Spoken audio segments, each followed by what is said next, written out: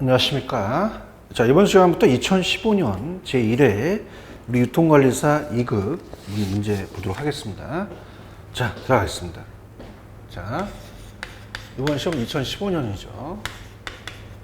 자, 제1회 유통관리사 문제입니다. 유통관리사 2급 시험. 자, A형 문제 풀도록 할게요. 자, 첫 번째 우리 과목 제1과목이죠. 유통 물류 제1과목입니다. 유통 물류 일반 관리서부터 천천히 한번 풀어보도록 하죠. 자, 1번서부터 갈게요. 자, 기업이 단기 자금의 조달 방식으로 옳지 않은 거 이렇게 했습니다. 자, 일단 정답은 1번이거든요. 단기 자금에 옳지 않은 것은, 자, 일단은 1번에 채권 발행이라고 이제 볼 수가 있는데, 채권은 이제 만기 구조가 좀 다르죠. 그래서 이제 뭐 1년 만기, 2년 만기 이렇게 있죠. 그 채권이 이제 기간이 좀 깁니다. 그래서 이자가 좀 높고, 자, 기업 우리가 어떻습니까? 거기 보시면 이제 그 기업의 단기 자금이 아닌 건 장기를 물어보니까 채권 발행인데, 뭐 여러 가지 이제 약속 오면 이제 기업 오면 뭐 3개월이나 우리가 6개월 정도 이렇게 끊잖아요. 그래서 이제 뭐 기업 간의 신용이라든지, 자, 패토링은 우리가 2014년도 3회 때 나왔죠. 시험 문제. 그래서 외상 채권 대출인 패토링 같은 게 이제 외상 매출금을 외상으로 받을 수 있는 권한을 그것을 맡겨놓고 은행에서 돈을 빌려준다고 제가 앞쪽 2014년 기출문제 나왔었죠. 그 다음에 이제 뭐 약속 어음이라든지 기업 어음, 기업 간 신용, 패토링 이런 것들은 다 단기 자금인데, 채권 발행은, 자, 요거는 이제 장기 자금이다. 얘네들보다, 그죠? 그래서 그런 식으로 우리가 또 나올 수가 있어요. 그래서 이런 것들도 한번 우리가 눈여겨보셔서 별표 표시 하나 정도 해두시고요. 그 다음에 이제 법이 나왔습니다. 자, 산업통상자원부 장관, 유통산업의 발전을 위하여 유통산업 발전의 기본 방향 등이 포함된 유통산업 발전 계획, 기본 계획을 5년마다 수립하고, 이 기본 계획에 따라 매년 시행 계획을 세워야 한다. 계획과 시행 계획에 포함되는 내용으로 가장 옳지 않은 것. 우리가 3번, 대규모 점포와 전통시장 사이의 건전한 상거래 질서의 유지 방안은 시행령에 있는 내용입니다. 하지만 5년마다 하는 데는 우리가 들어가 있지 않기 때문에 3번이 정답이라고 볼 수 있어요. 그래서 유통산업발전법에 의해서 제5조에 나와 있습니다. 제5조에 어떻게 나왔냐면, 이 기본계획의 수립, 시행 등 이렇게 제1항의 산업통상자원부 장관은 유통산업의 발전을 위해서 5년마다 유통산업 발전 기본 계획, 이와 기본 계획이라고 한다. 관계 중앙행정기관의 장과 협의를 거쳐 세고 시행해야 한다. 이에 포함되는 내용은 다음과 같다. 이렇게 돼 있어요. 그래서 여기 나와 있는 우리가 유통산업의 국내외 여건 변화 전망, 유통산업의 지역별 종류별 발전 방안, 그 다음에 어떻습니까? 중소 유통기업의 구조 개선 및 경쟁력 강화 방안, 유통 전문 인력 부지 및 시설 등의 수급 변화에 대한 전망, 그 외에 다른 것도 제가 문제에 넣어놨지만 한번 나중에 우리가 보시고 3번만 내용이 아니시다 이렇게 보시면 됩니다. 그 다음에 이제 그 내용을 이제 본다면, 자, 일단 3번도 한번 봅니다. 그러니까 유통산업발전법은, 법이라는 것은 어디든지 튀어나올 수가 있어요. 유통물류 일반관리에서 나올 수도 있고 상권분석에 나올 수 있고, 그러니까 법은 항상 중요하니까 체크를 해 주십시오. 자, 3번, 유통기업 글로벌화 전략을 추구할 경우 시장 거래, 중간적 거래, 이계적 거래 세 가지 조직적 측면에 대한 있다. 그러면 조직적 측면에 대한 성격 좀 다른 하나는 이게 아닌 거 물어본 거잖아요. 그럼 1번입니다. 자, 인수라고 하는 것은 조직적이라는 게 아닌 거 물어본 거잖아요. 인수는 내가 돈 주고 사면 된다는 거예요. 그죠? 그래서 이제 그 조직적은 나머지 제3자에게 연결된 거기 때문에, 뭐 예를 들어서 합작 투자는 다른 사람의 제3자에게 끼어든 거죠. 제3자와 투자하려고 합니다. 그 다음에 이제 뭐 지분 투자, 지분 제휴, 내가 혼자 아니라 제3자와 함께, 비지분 제휴는 이제 지분을 갖지 않은 한 돈만 투자하겠다는 거고, 라이센싱은 이제 면허, 이런 내가 가지고 있는 그 투자 있는 사람한테 투자를 하는 거죠. 자, 이런 것들이 이제 조직적인데, 인수는 이제 내가 돈 주고 내가 산다. 그래서 이렇게 물어본 것 같아요. 조직적이 아닌 것은 그냥 인수한다. 그건 내가 하는 거지 조직적이 아니다. 그래서 이걸 노렸지 않을까라는 생각을 합니다. 자, 그래서 1번이 정답이다. 이렇게 가셔야 되고요. 자, 4번.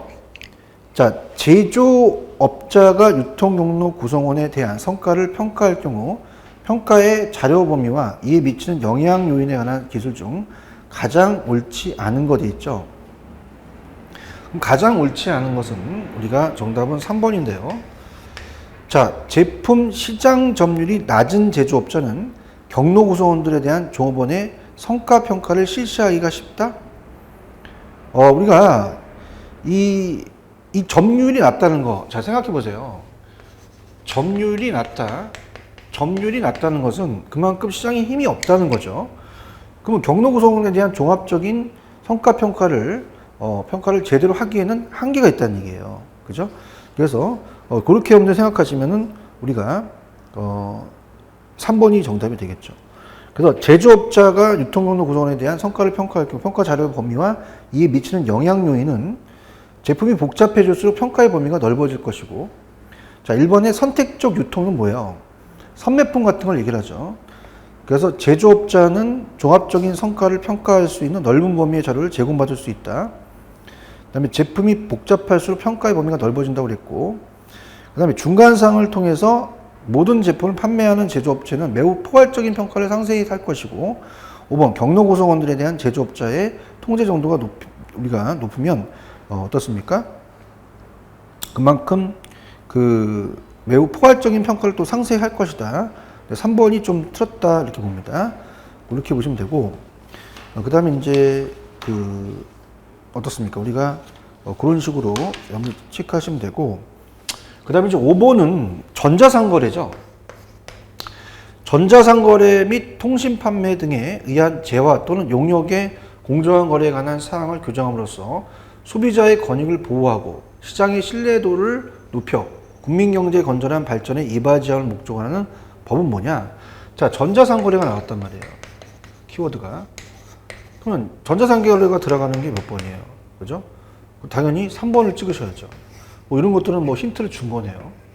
그래서 우리가 전자상거래 등에서 소비자 보호에 관한 법률이다. 그래서 이제 이런 것들은 이제 전자상거래가 들어갔다는 자체가 키워드죠. 그래서 전자상거래 및 통신판매 등에 의한 재화 또는 용역의 제공, 공정한 거래에 관한 사항을 규정하며 소비자의 권익을 보호하고 시장의 신뢰도를 높여서 국민경제 발전에 이바지한다. 자, 그래서 요거는 이제 문제를 줬다고 봐야 돼요. 전자상거래가 하나의 키워드가 되겠죠. 3번이 정답이다. 그 다음에 이제 6번으로 갑니다. 다음 안에 들어갈 용어로 옳은 것은 이렇게 돼 있죠. 자, 그러면 4번이 정답이에요. 자, 기억은 시장 밀도가 들어갈 거고요. 그 다음에 니은은 시장 질입니다. 시장 질이. 자, 그래서 이제 우리가 일단 기억은 지리적인 영역 단위당 구매자의 수를 말한다. 이건 시장 밀도고요. 수니까. 그 다음에 생산자로부터 소비자까지 물리적인 거리의 차이를 말한다. 시장 질이다. 이렇게 해서 이런 것들도 이제 한번 또 다시 또 출제가 될 수 있으니까 꼭 보시고요. 자, 그 다음에 자 7번인데 자 7번이 조금 이제 계산 문제입니다. 그래서 자, 이건 별표 표시를 3개 치시는데요. 계속적으로 여러분들이 보시게 되면 유통물류 일반 관리는요, 이 경제적 주문량이 거의 출제된다고 봐야 돼요. 경제적 주문량은 여러분들이 준비하시고 가야 됩니다. 그래서 2014년에도 나왔었죠. 그래서 얘는 좀 약간 색다르게 나온 거죠. 지금 나온 게. 지금 보통 이제 EOQ를 구하라 하는 문제가 거의 다 나오거든요. 근데 지금 다음 자를 토대로 계산된 EOQ 200이라는 상자 단위는 빼겠습니다. 이거 주어졌어요. 그럼 연간 단위당 재고 유지 비용은 얼마냐? 자, 우리가 유지 비용을 X로 본 거예요. 유지 비용을. 그러니까 유지 비용을 구하라는 얘기죠. 이 변수가 X로 이제 색다르게 된 거죠. 그죠? 그래서 이제 우리가 2 곱하기 총 수요량 우리가 곱하기 주문 비용이 들어가죠.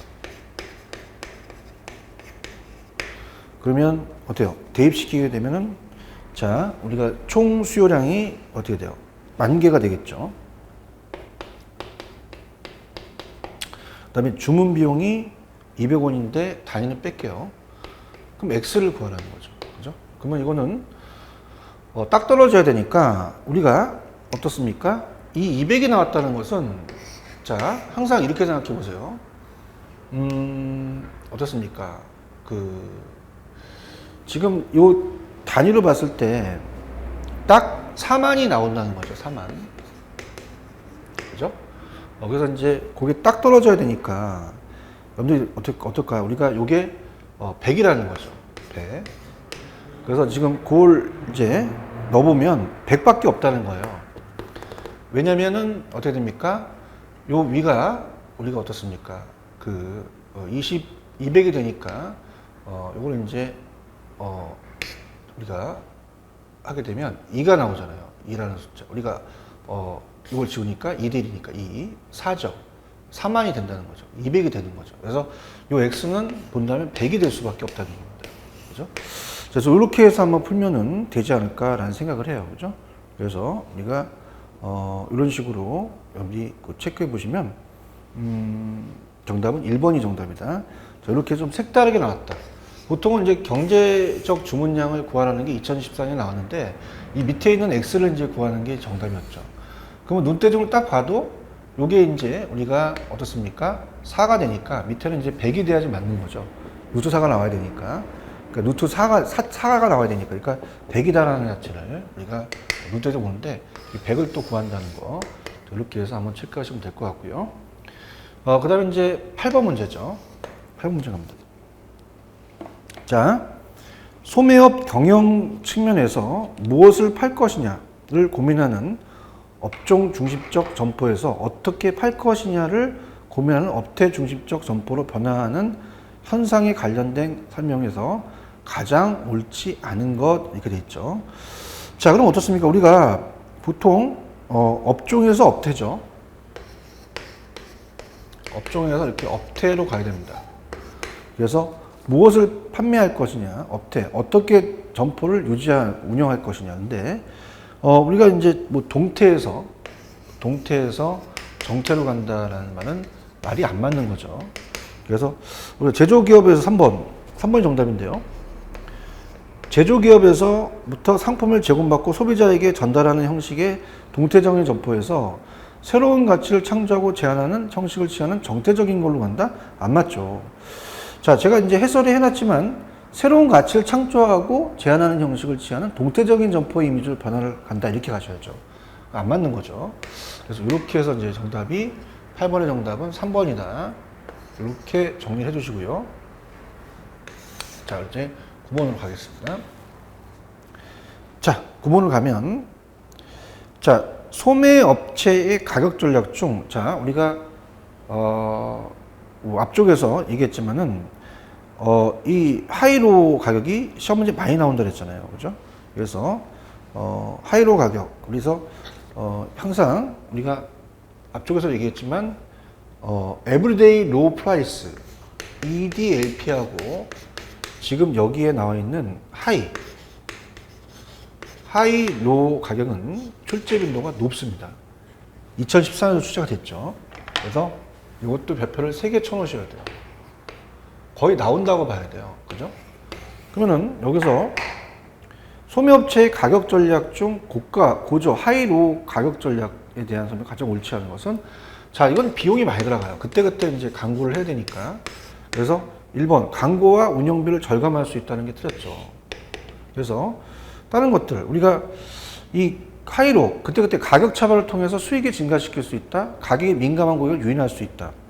낮은 가격 제공과 함께 시연, 경품 제공 등을 실시하기도 한다.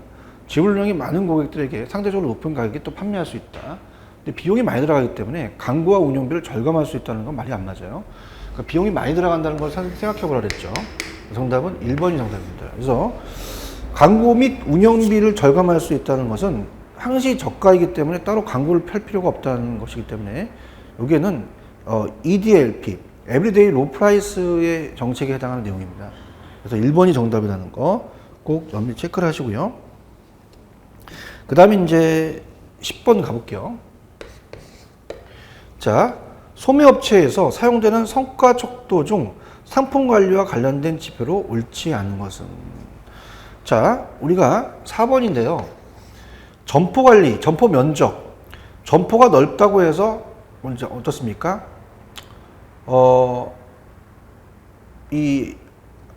어떻습니까? 이 상품이 계속 비례적으로 많이 판매되는 건 아니잖아요. 그죠? 그래서 점포 면적과는 좀 상관이 없죠. 상품 관리와 연관되는 성과 척도에 대한 지표는요, 뭐 재고 수준, 재고 관리, 광고비가 발생하겠죠. 상품 많이 팔려면 광고를 많이 해야 되니까 비용이 증가합니다. 뭐 순매출액도 발생이 되겠고, 재고 회전율도 여러 가지 따지는데 점포 면적이 상품 관리와는 좀 상관이 없다. 그래서 어떻습니까? 그렇게 해서 여기 4번이 정답입니다. 이렇게 보시고요. 그 다음에 11번 갈게요. 자, 소매업체들이 해외 시장으로 이제 많이 진입을 합니다. 해외 시장. 뭐 예를 들어서 이제 우리가 BBQ나 교촌, 그 다음에 신선 설렁탕도 요새 막 동남아도 또 막 나가고 있어요. 지진파는 방식에 대한 설명으로 가장 옳지 않은 것은? 자, 일단은 4번이 정답인데요.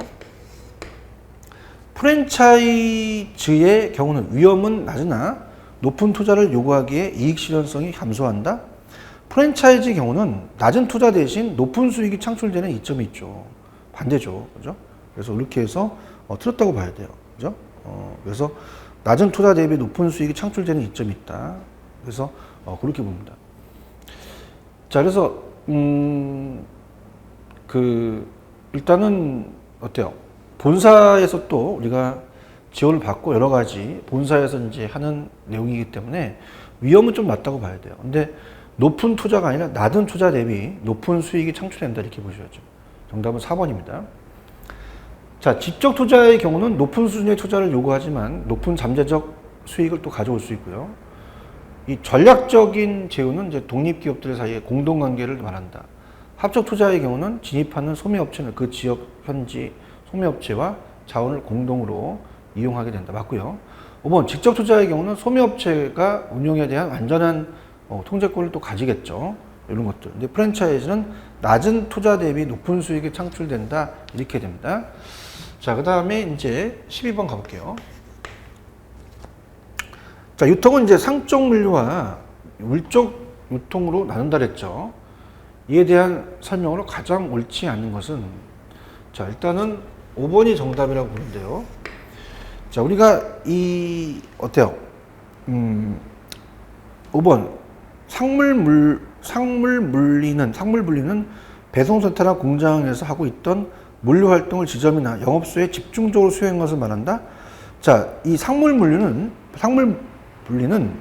물류 합리화의 관점에서 상류 경로와 물류 경로를 분리해서 운영하는 것을 의미하는데, 자, 기업 활동을 활성화하기 위해서는 상류와 물류의 흐름을 분리시켜 지점이나 영업소 등으로 처리하고 있던 물류 활동은 배송센터나 공장의 집배송 등을 통해서 수행하는 것이 효과적이죠. 그래서 이거는 틀렸다고 봐야 돼요. 그죠? 그래서 집중적으로 수행한다는 게 틀렸습니다.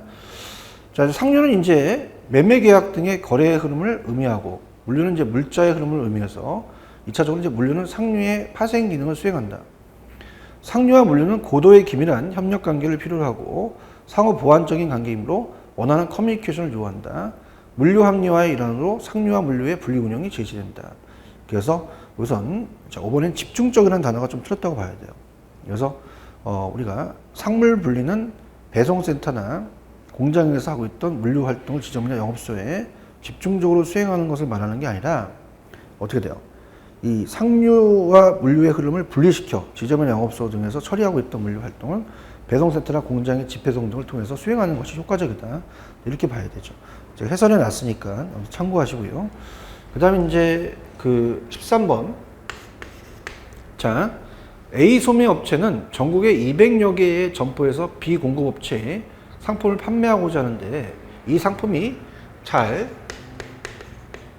팔리지 않는 것이라는 게 중요하죠.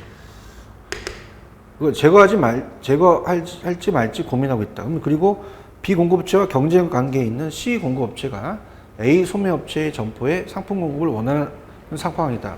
이런 경우에 A 소매업체가 C 공급업체의 일정 요구를 수용하는 동시에 잘 팔리지 않는 B 공급체의 상품을 C 공급체에 통해서 일시에 해결할 수 있는 방법은 역매입이에요. 역매입. 그래서 역매입은 어떻게 돼요? 잘 팔리지 않는 걸 소구한다. 그죠? 그래서 일시 매장에서 이제 경쟁자의 상품을 시장에서 제거하기 위해 경쟁업체의 제품을 사들이는 행위를 이제 의미한다. 이렇게 해서 이제 보시면 됩니다. 역매입이다. 이런 것들도 이제 한번 우리가 또 볼만한 문제라고 볼 수 있어요. 그 다음에 14번 갑니다. 창고관리 시스템 WMS도 우리가 출처되는 키워드이기 때문에 별표를 한 2개 정도 치워 놓으십시오. 자, 창고관리 시스템에 대한 설명으로 가장 옳지 않은 것은, 자, 우리가 4번인데요. 자, 얘는 그 창고관리 시스템의 보관 위치 관리 방식은 고정 위치 관리는 고정 위치라는 키가 중요하죠. 그래서 픽스, 로케이션, 고정된 위치. 관리는 지정된 내기나 구역에 지정된 상품만 보관하는 방법으로 해당 구역에서는 항상 상이한 게 아니라, 자, 고정 위치는 동일해야 돼요. 그래서 상이한 게 아니라 동일한 상품이라고 해야 되죠. 그래서 이제 우리가 14번은 고정, 픽스 됐다는 것은 고정 그 지역에서만 이것만 보관하겠다는 거기 때문에 고정 동일한 겁니다. 그래서 지정된 내기나 보관, 우리가 그 구역에 지정된 상품만 보관될 수 있는 방법으로 해당 구역상 항상 상이한 상품이 아니라 동일한 상품이 보관된다. 그래서 이러한 위치 관리 방법에서는 기본적으로 어느 위치에 어떤 상품을 보관할 것인지 컴퓨터 시뮬레이션을 통해서 지정해서 우리가 준다. 이렇게 보시면 됩니다. 그 다음에 15번, 물류와 고객 서비스에 대한 내용으로 가장 옳지 않는 게 돼 있죠. 자, 1번입니다. 재고 수준이 낮아지면 우리가 서비스가 높아져요. 그죠? 그래서 고객 서비스가 좋아지므로 서비스 수준이 향상과 추가 재고 보유 비용의 관계가 적절하지 고려해야 된다. 자, 어떻습니까? 우리가 고객이 와서 내가 원하는 상품이 없을 때 서비스가 좋다고 할 수가 없다는 거죠. 그죠? 이거는 안 맞는다는 거죠. 고객이 불만이 많아진다는 얘기예요. 그죠? 그래서 여러 가지 물류와 관련된 보관 하용 문제인데, 자, 이렇게 보세요. 일단은 15번의 정답은 1번인데요. 자, 우리가 이제 여러 가지를 봤을 때 물류와 고객 서비스가 중요한 게, 재고 수준이 낮아지면 그만큼 고객이 와서 내가 원하는 상품이 없으면 어떻습니까? 그 서비스가 좋다고 볼 수는 없다. 좋아진다는 게 말이 안 맞는 거죠. 그래서 이 동일한 수준의 서비스 제공이 가능한 한 대안이 여러 개 있을 때 그 중에서 비용이 최저인 것을 골라서 선택하는 것이 물류관리 과제 중에 하나고요. 효율적인 물류관리를 위해서 비용의 상충관계를 분석하고 최고의 물류 서비스를 선택할 수 있어야 되고, 리드 타임이 너무 길어지게 되면 소비자는 그동안의 수요에 대비하기 위해서 보유 재고를 늘리게 됨으로써 인해 소비자는 재고 비용이 또 증가합니다. 그 다음에 주문을 받아서 해당 물품을 인도할 때까지 시간을 리드 타임이라고 하는데, 이러한 리드 타임의 수주, 주문 처리, 물품 준비, 발송, 인도 시간 등으로 구성되어진다. 이렇게 보십시오. 그럼 다른 것들은 맞아요. 주문을 받아서 물품을 인도할 때까지 시간 리드 타임이라고 하며, 리드 타임의 수주, 주문 처리, 물품 준비, 발송, 인도 시간이 구성된다. 자, 리드 타임이 이제 만약에 길게 되면 구매자들은 그동안의 수요에 대비하기 위해 보유 재고를 늘리게 되므로 구매자의 재고 비용이 또 증가되고요. 효율적으로 물류 관리하기 위해서는 비용의 상충 관계를 트레이드오프를 분석하고 최상의 물류 서비스를 선택할 수 있다. 동등 수준의 서비스를 제공할 수 있는 대안이 여러 있을 때 이 중 비용의 최저인 것을 선택하는 것이 물류 관리의 과제 중에 하나다. 이렇게 보는 거죠. 자, 그렇다면은 말이 안 맞는 게 재고가 낮아지면 고객 서비스가 좋아지는 것이 안 맞는다. 자, 이렇게 해서 노린 거라고 봅니다. 자, 이것도 이제 별표 표시 하나 해주시고. 자, 16번입니다. 16번도 이런 용어 정리가 나올 수가 있어요. 그래서 정답은 2번이 정답인데요. 자, 일단은 특정한 목적을 달성하기 위해서 희생되거나 포기된 자원이 원가입니다. 어떤 특정 목적을 위해서 이루기 위해서 희생 또는 포기된 자원이고요. 그 다음에 주어진 원가 대상과 관련된 원가로서 그 원가 대상이 추적 가능한 원가. 이것을 사는데 내 직접 들었다. 그죠? 추적 가능한 거죠. 근데 이제 간접 원가라는 것은 주어진 원가 대상과 관련된 원가이지만 그 원가 대상이 추적할 수 없는 원가죠. 그래서 그리하여 원가 배부 과정을 통해 원가 직접 대상이 기속한다. 그래서 간접 원가는 주어진 원가가 관련된 원가이지만 해당 원가 대상이 추적할 수 없는 원가죠. 그 다음에 마지막 리을의 활동이나 조업도의 총 수준과 관계에서 원가 총이 비례적으로 변동한다. 변동이 핵심 포인트잖아요. 그럼 어떻습니까? 비례적으로가 아니라 변동이 키 포인트니까 우리가 이제 변동 원가는 변하는 원가예요. 그래서 활동 또는 조업도의 총 수준에 연관돼서 원가 총액이 비례적으로 변동하는 원가다. 그래서 이제 뭐냐면 기억은 원가. 주어진, 자, 우리가 추적 가능한 건 직접이고 추적할 수가 없다는 게 간접이고 우리가 계속적으로 변동하는 원가는 변동 원가다. 이렇게 해서 이것도 이제 또 출제가 될 수 있어. 가르쳐서. 꼭 옆니 꼭 체크를 하시고요. 그 다음에 이제 17번 같은 거 이제 보면은 7번은 자, 가로 안에 들어갈 용어를 순서대로 올바르게 나열하는 것은 5번이 정답인데요. 자, 회수 물류는 물류 활동에 있어서 계속적으로 사용되는 컨테이너, 팔레트, 빈용기 등의 사용을 위한 회수 물류입니다. 다시 회수 재활용해야 되니까. 그 다음에 그 회수 활동과 관련된 물류 활동이다. 니은은 물류는 원자재와 제품의 포장재 및 수배송 용기 등을 완전히 버리는 거죠. 매립 또는 소각 같은 더 이상 사용하지 않는 것 같이 폐기하기엔 물류 활동이다. 자, 그래서 이런 것들은 우리가 기억 니은도 또 숙지를 해 놓으셔야 됩니다. 그래서 이렇게 해서 브랭크를 채울 수 있는 능력. 그래서 회수 물류는 물류 활동에 지속적으로 활용되는 팔레트나 컨테이너, 용기 등의 활용을 위한 회수 활동과 연관되고, 폐기물은 원자재 및 제품의 포장재, 수배성 용기 등을 매립 또는 소각 등과 같이 폐기하는 위한 물류 활동이다. 이렇게 보시면 됩니다. 그래서 팔레트나 우리가 반용기 이런 거 나오면 회수, 그 다음에 막 소각 이런 게 나오면 폐기다. 자, 이렇게 해서 정리를 해주시면 될 것 같아요. 자, 그래서 우리가 보시고요. 그 다음에 18번으로 간다면, 자, 이 정량과 정성이라는 게 있어요. 정해놓는다. 그럼 정량은 양이 정해진 거죠. 정성은 기간이 정해진 겁니다. 양이 정해지고, 기간. 자, 기간이 정해져 있다. 정양이, 정기죠. 우선 정기를 물어본 거죠. 정성이 아니라. 자, 그래서, 자, 가게 되면요. 정량 주문법과 전기 주문법에 관한 옳지 않은 것은, 자, 3번이겠네요. 재고 수준을 자동적으로 유지하지 못할 때는 재고 수준 양은 적절히 관리하는 게 아니라 정량이 아니라 정기입니다. 재고수를 자동적으로 유지하지 못한다. 자, 그래서 재고수를 자동적으로 유지하지 못했을 때는 정기이죠, 정기. 기간. 그죠? 이렇게 해서, 자, 이걸 얘기한다. 그 다음 8번인데, 정량과 정기도 이제 비교해서 나올 수 있어요. 이런 식으로. 그죠? 그래서 이제 우리가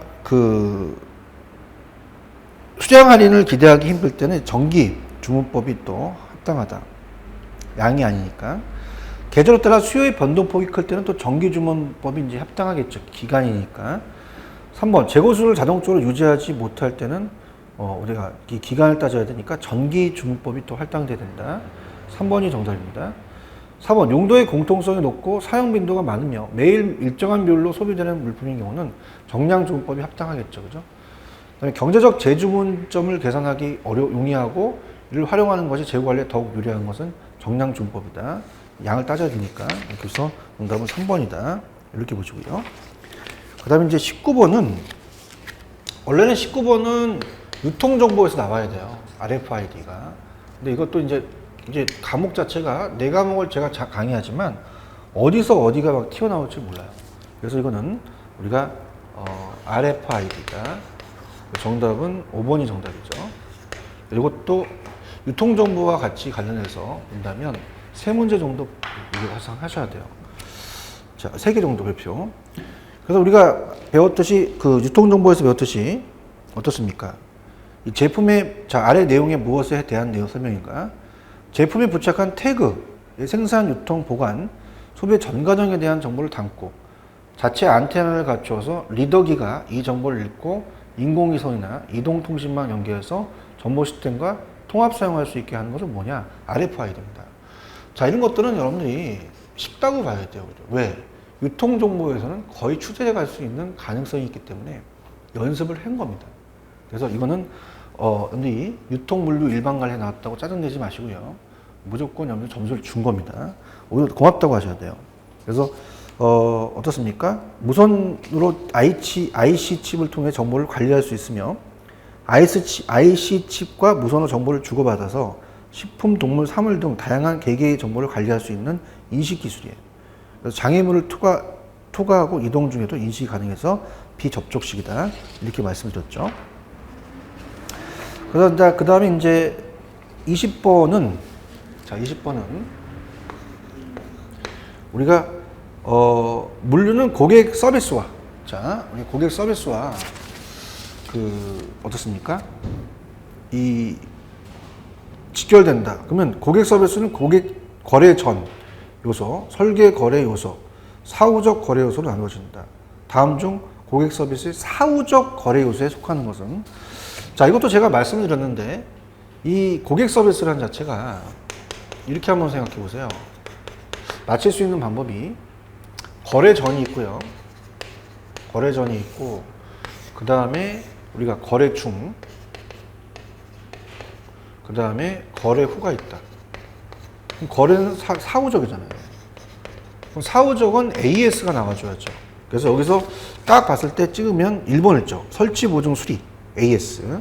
그래서 고객 서비스의 사후적 거래 요소는 설치, 교환, 보증, 수리, 부품, 고객 항의 및 불평 처리, 제품의 추적, 제품의 포장, 수리 기간 중에 제품에 대한 대여, 이것들이 되겠죠. 그래서 이런 것들이 이제 정답을 맞출 수 있는 게 AS다. 그럼 수리를 딱 떠오르시면 딱 1번을 찍는 거죠.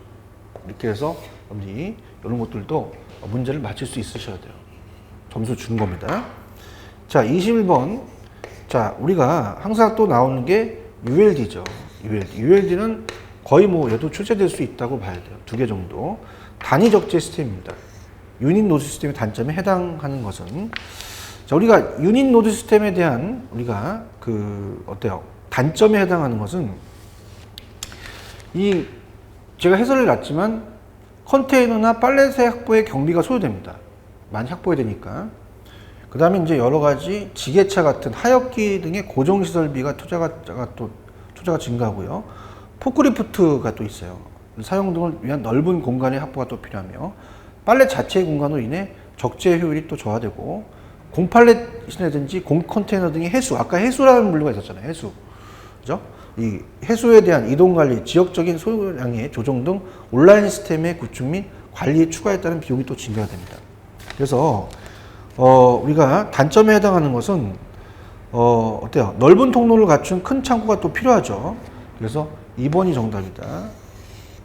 그래서 뭐 하역 인력이 늘어난다. 단위적재 시스템을 하게 되면 인건비를 줄이는데 말이 안 맞죠. 작업의 표준화 규격화가 어렵다는 게 아니라 되고요. 검수가 용이해지고 하역 시간이 짧아지겠죠. 그래서 넓은 통로를 갖춘 큰 창고가 필요하다는 자체가 2번이 정답이라는 거 꼭 기억해 주시고요. 그 다음에 이제 22번 머천다이징 가격 중심과 비가격 중심을 나눠줬을 때 우리가 여기서 키포인트의 핵심은 비가격 중심의 머천다이징이라는 단어입니다. 자, 특징을 설명한 것으로 옳은 것은, 자, 3번입니다. 우리가 인스토어, 머천다이징을 강조한다. 이렇게 돼 있죠. 그죠? 그래서 우리가 비가격 중심의 머천다이징은 어떻습니까? 비가격이죠. 비가격. 가격은 가격을 절감해 주는 효과요. 그래서 뭐 10,000원을 9,670원, 9,570원 이렇게. 근데 이제 비가격은 어떻습니까? 10,000원을 사게 되면 더 덤을 주는 그런 머천다이징입니다. 그래서 매출량의 증가, 객수 증가를 통한 매출의 증가를 위한 촉진 전략, 인스토어 머천다이징이 대표적이에요. 서비스 향상 등의 판매 활동에 중점을 두는 머천다이징. 주요 목적, 우리가 그 매출량의 증가, 객수의 증가 등을 통한 매출의 증가. 부수적인 목적은 뭐 투자의 삭감, 원가 절감, 경비 절감을 통한 코스트의 감소. 업태는 편의점과 백화점 전문점의 비가격 파괴 유통 우리가 업태가 되겠죠. 그래서 이제 맞는 것은 인스토어와 머천다이징 등을 강조한다. 우리가 이제 뭐 투자 삭감, 원가 절감을 중요시한다는 건 비용, 재고 관리, 유통 비용 분야의 가격이죠. 그다음에 할인점 카테고리 킬러 같은 경우는 가장 싼 걸 판매하는 거잖아요. 기본 머천다이징. 그다음에 이제 고객 관리보다는 CRM보다는 SCM을 더욱 중요시한다는 건 공급 체인망에 대해 관리한다는 것은 여러 가지 이제 거기에 따른 어떻습니까? 고객보다는 가격에 대한 것을 또 따진다는 거죠. 그죠? 그래서 이제 어떤 이 비가격이라는 자체가 봤을 때 이 고객에 대한 가격 관리는 어떻습니까? 우리가 좀 인식이 된 고객은 비싸도 좀 사는 고객 관리가 우리가 될 수 있는데 SCM은 이제 고급 체인망 관리다. 이게 좀 어렵다고 봐요. 근데 인스토어와 머천다이징이 이제 해설이 났기 때문에 비가격 중심 머천다이징은 인스토어와 머천다이징 등에 대한 키를 잡으셔야겠죠. 그 다음에 이제 23번으로 간다면, 자, 이것도 이제 가격, 비가격이기 때문에 또 한번 비교해서 나올 수 있고요. 자, 23번을 가시면 QR입니다. 자, 의류 부분이죠. 자, 이것도 이제 유통정보에 나오는 내용인데요. QR 시스템에 대한 내용으로 옳지 않은 것은, 자, 우리가 1번이에요. 이 SCM보다는 주로 CRM과 연결되어 있는 게 아니라 이건 SCM에 더 중점적인 거죠. 그래서 이제 이 SCM에 대한 거와 연결되는 게 이제 QR입니다. 그래서 SCM의 기원은 1980년대 중반에 미국의 의료 제품 부분에서 있었던 QR에서부터 찾을 수 있죠. QR 도입으로 미국 의료업계와 유통업계는 매출 증대 및 재고 감소를 가져왔다고 말씀드렸잖아요.